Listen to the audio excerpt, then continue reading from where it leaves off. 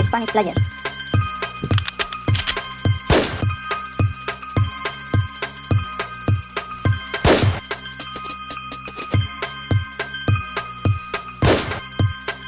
Spanish Player.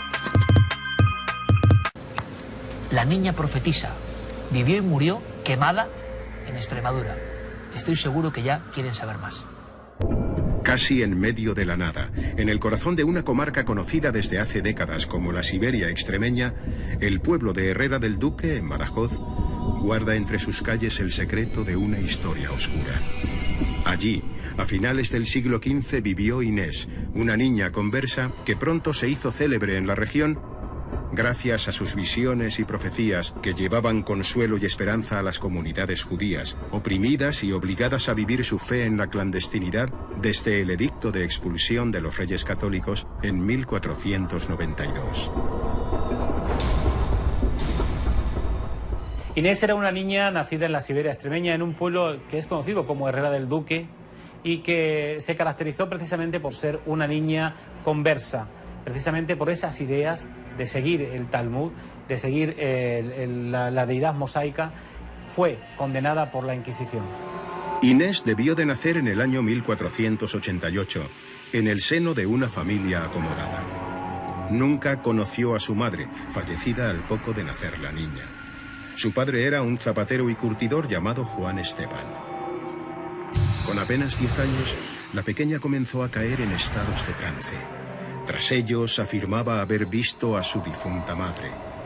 Inés ascendía junto a ella al reino celestial y entraba en contacto con la divinidad, recibiendo mensajes de apoyo y consuelo para la comunidad judía. A pesar de la expulsión, los conversos continuaron llevando a cabo sus rituales judaizantes.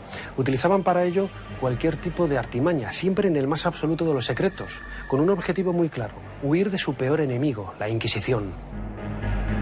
Una vez convertidos, si judaizaban, es decir, si seguían practicando sus ritos ancestrales del judaísmo, que lo solían hacer en las alcobas de sus casas, pues guardar el sábado, practicar la circuncisión en sus hijos, etcétera, etcétera, por esas razones se les perseguía. Pero si no cometían o se acercaban a esa realidad ritual, no se les perseguía, se les respetaba. La fama de Inés llegó a otras zonas de la comarca extremeña. Hasta Herrera del Duque peregrinaban comerciantes judíos que, con la excusa de comprar pieles curtidas para sus oficios, recorrían decenas de leguas para encontrarse con la niña profetisa. En sus visiones, la pequeña anunciaba la llegada de un Mesías que la llevaría acompañada de sus seguidores hasta una tierra prometida colmada de pan y fruta.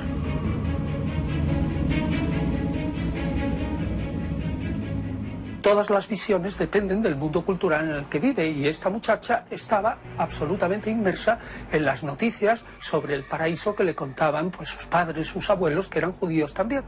El que Inés cuente que su madre se le aparece en sueño y le va a decir que sobre marzo del 1500 va a aparecer el Mesías y se va a llevar a todas las jóvenes y jóvenes a una tierra prometida, que en la Biblia se habla de que mana leche y miel, aquí se hablaba de pan y de fruta. Pues eso levanta la expectación del pueblo y tiene pues seguidores. Seguramente incluso una clase de la misma Inés, aunque no fuera muy rica, pero sí tenía capacidad suficiente para acoger a los judíos con todo el sigilo que se necesitaba entonces para el miedo a la Inquisición. Las profecías de Inés eran muy detalladas y contenían elementos que una niña de su edad, con apenas 10 años, no podía conocer. Además de sus mensajes, se entrevé que el culto judío seguía firmemente asentado en la zona, a pesar de su estricta prohibición. En la documentación inquisitorial de la época, se habla de la aparición en las visiones de la figura del Leviatán, la serpiente marina identificada en el Antiguo Testamento con el demonio. Leviatán es un monstruo mítico que es parecido a una serpiente que en principio estaba opuesta al Dios del Antiguo Testamento, a Yahvé, pero que luego pasa a ser como una especie de servidor de Yahvé en la profundidad de los océanos. Lo que se cuenta de este Leviatán es que al final de los tiempos aparecerá sobre la superficie, morirá, y las gentes que viven en el paraíso comerán su carne como una especie de reservorio de manjar exquisito y que se dedican durante meses y meses a ingerir una especie de carne que se parece como a la ambrosía, es decir, un manjar de la inmortalidad. La fecha esperada por los seguidores de Inés para la llegada del Mesías fue el 8 de marzo del año 1500. Ese día, el ángel anunciador se presentaría en Herrera del Duque para acompañar a todos los conversos a la tierra prometida. Sin embargo, los alargados tentáculos de la Inquisición pronto se dejaron ver en la localidad extremeña, actuando con toda su crueldad sobre los trances de la niña. Fue aquí, en Herrera del Duque, en donde la Inquisición llevó hasta sus últimas consecuencias la acusación de herejía contra Inés. Aquí se la detuvo, fue trasladada a Toledo, en donde se la sentenció a morir quemada en la hoguera delante de todos los vecinos. Muerto el perro, se acabó la rabia. Si extirpamos la herejía del mesianismo que Inés estaba perpetrando en Herrera del Duque, con esa realidad se acaba toda la peregrinación que hasta Herrera estaban llevando de diferentes personas hacia la protagonista, ¿no? hacia Inés. Inés fue quemada viva en la primavera del año 1500. No conservamos el informe de la Inquisición en el que se relatan los terribles interrogatorios que seguramente sufrió Inés. La queman viva en Toledo por aquello de las apariciones que ya había contado de su madre en sueños y la corriente mesiánica que aumentó todo esto, el efecto que hizo en la zona.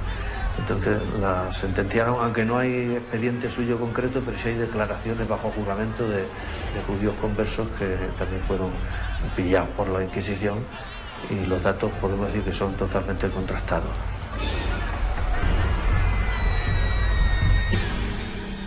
Digamos que esa historia aquí en el pueblo popularmente no se conoce, no es muy conocida, y precisamente uno de los motivos quizás sea el que no existe un referente arquitectónico que nos pueda recordar esa historia y que haga que generación tras generación se vaya contando de abuelos a nietos, y es lo que un poco mantiene las historias en el tiempo. Al no haber ese referente histórico, esa historia se perdió y solo la mantienen gente que ha estudiado un poco sobre el tema. Junto a sus cenizas, el recuerdo de Inés se ha diluido con el paso de los siglos. Su memoria sirvió de escarmiento para muchos vecinos, sembrando el temor ante las consecuencias a las que podrían enfrentarse. Los conversos fueron acusados de todo tipo de hechos abyectos que jamás cometieron.